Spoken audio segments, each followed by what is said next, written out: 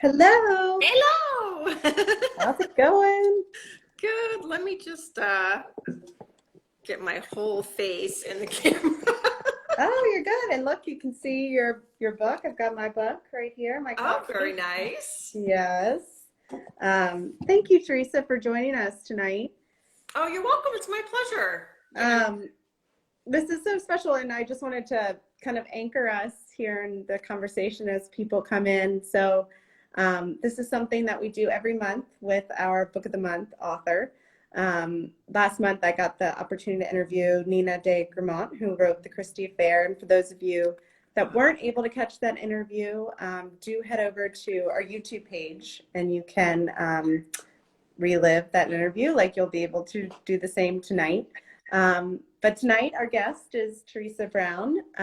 Like I said, Theresa is the author of our Book of the Month, Healing. It is a memoir, and it is about your journey as a patient being diagnosed with cancer, and your deeply moving story about being a patient in the healthcare industry and what and how that has impacted your life. So I have a few questions that I want to ask you about the book, and hear from you and your experience. And then for those that are joining, please do share your questions in the comments, and we'll get to those. Before I dive in, I want to share some praise that this book got. New York Times contributor Pauline Chen has this to say about Healing. It's a smart, moving, clear-eyed, yet ultimately hopeful jewel of a read on health and care from one of the most thoughtful healthcare writers. So that's just one snippet of praise that this book has gotten. So congratulations. Yeah, thanks. And thanks for doing this and having me as the book of the month. Yeah, absolutely. Well, I thought we could start simple and easy with how are you? This book, gosh, it was published two weeks ago, April 12th. Yes, yes. So it's now been in the world. How have the reactions to your memoir been? Any surprises from colleagues, friends? Yeah, tell us a little bit about how you're doing. I think, well, what's felt the best is some of the people who've interviewed me are so excited and they say, I'm just so glad this book is in the world Mm, because they've been patients and they feel like they weren't seen as patients. And one person kept saying, You're the bridge. You're the bridge between the patient world and the world of clinicians. And that made me feel really good. I had not thought about how much people would want to see that, would want to see yeah, someone who was a clinician really thinking about what it's like to be a patient and then understanding that, wow, we really don't treat our patients very well, do we? We think we do, but we don't. yeah. I think. Well, I'm kind of skipping around, but That's okay. I have a question about that. So you attest that what our healthcare industry is really missing is empathy, and um, it's not that healthcare workers are not capable of being empathetic or expressing empathy, but it's that you can't bill for empathy. And I thought that was a really interesting statement. And I wonder if you could share a little bit more about what you mean when you say you can't bill for empathy. Yeah, because now the way money first gets registered in terms of what's being spent on patients is usually procedures. I mean, there's some money for doctor's visits, but really procedures, surgeries, tests, scans, all that stuff is where the money comes in. And I think we hear a lot about, oh, our healthcare system is so capitalist, and people almost start to tune it out because what can any one person do? But understanding this on a human level, I'm hoping will empower people. So you've created this system where having stuff done to our bodies, which is essential for fixing our problem, right? I'm not saying there's Yeah, anything no, that, but that's what's prioritized. And so the holding of someone's hand, the sitting down and talking with them about their diagnosis, something I wanted that I never got, there just isn't the same level of compensation or maybe any compensation for that. And everyone who works in the system feels an incredible amount of pressure to just keep everything going. You know, there's this word now, throughput. that's Mm, to talk about, let's get patients in, let's get them out. So then we can get the next patient in and get them out. And then the money keeps flowing. But yeah. you can't throughput someone's humanity or their soul. So we need to find a way to accomplish miracles, which we do every day, but also attend to people as human beings. Yeah. Yeah. I love that. I think that's so powerful. And I think I think one thing that struck me from your response is that two things can be true at once, that we can be grateful for these miracles that, science and healthcare offers us, but also push for more. That, Yes. it's okay to actually, to want more than just the miracle. But we'll get back to that because there's a line for your book that touches on that. One thing that I really loved that from the beginning, I was like, wow, there's this very tangible anger, and I'd even say rage, which, I love that you left space to let that come through with this. And I don't know who said this, but I read that anger is just an expression of our unmet needs. And I'm curious if you think that you could have written this book on this topic had you not firsthand experienced what it was like to have your needs not met. Um, Yeah, no, I absolutely do not think I could have. And partly that's because I was so acculturated into thinking, well, we do such great stuff and we care so much for patients and we save their lives.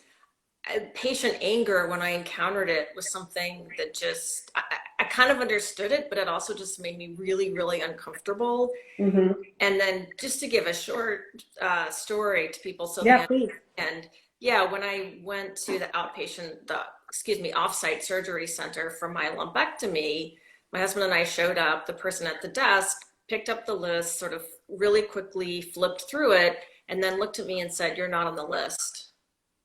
Yeah, And I was on the list, but I could not believe how enraged, really rage is the right word, that made me. yeah, And I wanted to slam that person up against the wall and yell into their face, which is not something I do or ever even think about doing. yeah, So that was, for me, a level of rage that was off scale. And I couldn't believe it. Here I am for surgery to remove a cancer from my body. And what is this going through this person's head that they don't see it as being necessary to be even just like a basic level of responsive or polite? yeah. And Wow. it shocked me. It really shocked me. I'm curious at, being on the other side of it, do you think there's just a level of desensitization, if you are around this moment of working in that type of environment, which you have, is there just kind of this natural desensitization that happens, whereas it just becomes part of your day as a healthcare worker, so it's hard for you to see the weight of it for a patient? And obviously that's what you're getting at is the problem, but I'm curious if that's some of it too. I think that can happen. And let's be honest, some of that has to happen because I could not have shown up to work as a bone marrow transplant nurse or a hospice nurse 100% empathizing with my patient's fear of their own potential death, right? Or they Right. knew they were dying because they were on hospice. I mean, I would just burn out within 6 months. So some of that is going to happen and some of it's even needed. But the problem is it's too pervasive and it feels like caregivers have been forced to give up maybe the more caring sides of themselves in the interests of keeping the assembly line going. Yeah. And you're getting pressure from above to, well, why isn't this being done faster? Do this, do that. Why did that take so long? Then you become concerned about yourself, right? You're constantly being criticized, and it's harder to have that caring feeling. So I think it is partly a necessity of the work environment, but then we pile on top of that to what's becoming a more and more extreme degree, the demand in a way almost to not care, don't Yeah. care, just keep people moving Yeah. along. And when I first started in oncology, a nurse told me, if you stop caring, you need to get a different job. Mm, And I've always that's remembered that. powerful. Yeah. Yeah, yeah. Wow. Um, another another bit on the anger piece. I was listening to a podcast, and I apologize, I can't remember the name, and you're obviously being interviewed, and you shared that the first version that you wrote, whether it was you shared with an editor or a literary agent, the feedback was, this feels too raw. It feels like you're still working through anger. And the advice was to go sit with it and then come back. And obviously that advice served you well, because your book is published and we're talking about it today. But I'm curious, how did that change? I mean, was that hard advice to hear? Did you appreciate kind of that opportunity to sit with it and give this story shape? Yeah, I'd love for you to talk a little bit more about that. Yeah, thanks for asking me that. And I'm just going to mention, so that agent actually just died of bladder cancer last Oh, Friday, Jill Nerum, which is really sad. But I'm so glad I get to honor her with this hmm. book and Yeah, wow. yeah, and talk about her wisdom. So she could say hard things, but she always said them in a way that felt like she had my best interest at heart. So yeah, anytime you turn in a book proposal, you want your agent to say, "This is amazing. This is the best thing I've Of ever course, of read." course. No notes, no notes, just go. Right. But the reality is, for me, and I think a lot of people, that's not really how it goes. Yeah. So yeah, it was a little hard for her to say, yeah, I'm not sure what you're doing here. But the phrase she used was, "You're still slaying the dragon." Oh, that's right. Yeah, I And like that. I really loved that. And she said, "I don't know if you need a break. I don't know what." But then we ended up moving in Pittsburgh. I post cancer wanted new house, new neighborhood.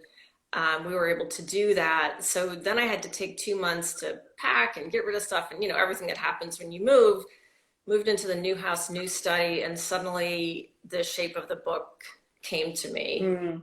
So she gave me, as usual, good advice. Oh, wow. Well, that is very, yeah, very special to be able to honor her with this book. Um, so switching gears a little bit, I obviously this is a big topic in and outside of your memoir is healthcare, the disparities in healthcare. Mhm. And I had a friend recently, she got an unexpected diagnosis, and obviously this was very hard news. And, that hard news was then followed by good news in that, oh, but, she's getting access to the top surgeon in the field. Wow. And obviously you feel this sense of gratitude that she can access that level of care. But I always think in those moments, what about the people that don't have the luck of knowing somebody that works in that field, or even doesn't know how part of, maybe even the most important part of care is advocacy and knowing how to advocate for yourself and your loved ones. And I'm curious how a re-envisioned healthcare system could potentially tackle those disparities, or will they, this is a very grim thought, but will they always exist as long as we have race and wealth disparities in our society? Yeah, it's a hard question. The thing I think we absolutely must do, and that would make a big difference, is we have to find a way to give every American health care, and that health care has to be truly affordable. And I think Americans who say, "Oh, we can't afford Medicare for all," or "we can't give everyone health care, it's too expensive," need to understand that every industrialized country does this. They do it for a lot less money than we spend, and overall their healthcare is better. Yeah. So it's very important to understand that we can afford to do this. I don't care if it's Medicare for all. I don't care if it's insurance. A lot of European countries, everyone buys health insurance, but the companies are mandated not for profit. And it actually is affordable. It actually, is an amount where you feel like, okay, I can pay that. Yeah. And I don't know the ins and outs, but I'm sure if you're low income, there's subsidies. Right. So that's the first and most important thing we have to do, because right now you have Black Americans, Latino Americans, LGBTQ Americans, for all kinds of reasons, do not have the same access to the healthcare system that white middle class people do. Um, and giving everyone affordable insurance would at least give them a foot in the door. Yeah. And then you could work on, why don't we have more primary care practices, and how are we going to build from the bottom up, Yeah. essentially, instead of sort of looking at the model we have now and sort of throwing up our hands. So that would be a great place to start. And I don't know if a lot of people know this, but Lyndon Johnson desegregated the hospitals in the US in about 2 months. I think it was with the, he made it part of the Medicare rollout. And it's an amazing story. It wasn't always easy, but we could make a change like this tomorrow. Yeah. If Yeah. we wanted to. And in healing also, I talk about moments where I called in a favor or someone said they would help me, which I felt not guilty about, but regretful that it came to that, because I feel like that's not right. Everyone should have the same access. You shouldn't have to call in a favor when you've been Right. diagnosed with breast cancer to see a surgeon in 2 weeks, instead of 6 weeks. So we have created this system that, again, is just about money and not about flexibility, not about reacting to what patients need, not about giving people timely care. And we have to do that, again, no matter what their race, their sexuality, Yes. whatever else they have going on. Absolutely. I'm now remembering a line. I don't know if you said this or the interviewer from that podcast, but the irony of this all is that, we champion for-profits because they are supposed to have better customer service. Yes. Well, not quite the same here, or doesn't play out like that in our healthcare system. So I have two more questions for you, if we're okay on time. Yeah. This one, it's kind of I'm looking at my notes because I want to make sure I get the line right. There was a line you wrote and at the end of chapter 27, and you say, and I thought this was so powerful, I am grateful that treatment saved my life. I am. Sometimes I'm also frustrated and sad about what it took away. And I think I think this is powerful for a couple of reasons. It shows that two things can be true at the same time, like I mentioned earlier, but I think it cuts to the core of the problem in that we have these kind of dueling notions of healing and what it means to be healed, what it means to be saved.